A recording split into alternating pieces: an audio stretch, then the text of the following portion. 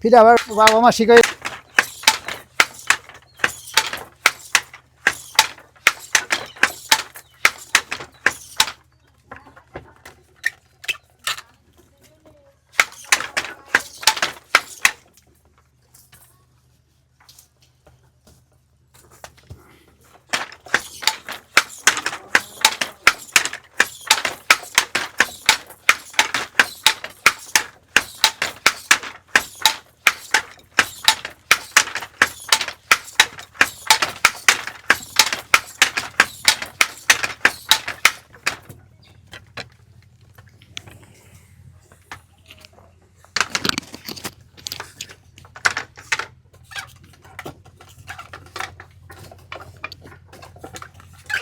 বলি বিজনে নেই।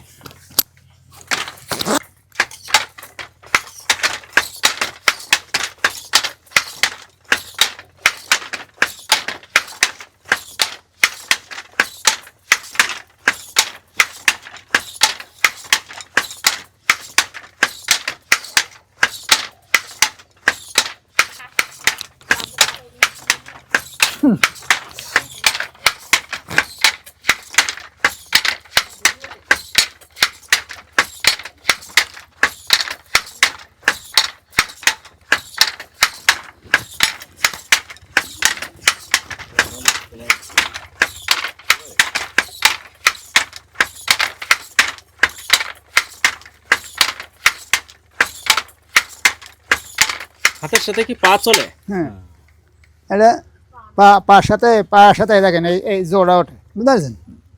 জ্বর উঠলে ওই জ্বর ভিতর দিয়ে সুতোটা চলে যাবে, ফিরে আবার ওই ঘা দিলে ওই সুতোটা ভিতরে চলে আসবে। হ্যাঁ, এইটা আছে বাম পা, এইটা আছে ডান পা। এই ডানে চাপ ধরলাম, এই বারবার যখন আসবে তখন এই বাম পা, এই ডানের বাড়িটা যখন আসছে এখন এই ডানেরটা। কাকা এগুলো শিখছেন কিভাবে? আমার বাবার আমলেতে শিখেছে। আমার বাপ যখন ওই বুনতো, বাবা মা শিখাইছে। এই বাপ মারি যাওয়ার পরে এটা আমি এই শিখে আমি এই বুনতাম। কথার মধ্যে হ্যাঁ,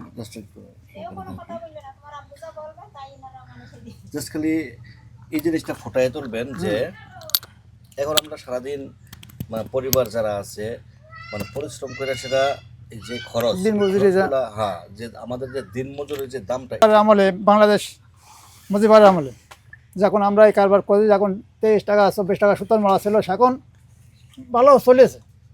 আর এখন সর্ববিষয় এই সুতোর দাম বেশি হয়ে যে আমাদের স্বামী স্ত্রী পরিবার সহ কাজ করে 300 টাকাতে 400 টাকা আয় সকাল থেকে সন্ধ্যে পর্যন্ত আমরা করতে পারি না। এই জন্যই এই কুটির শিল্পী কাজ, তাঁতি কাজ এগুলো উঠে যাচ্ছে।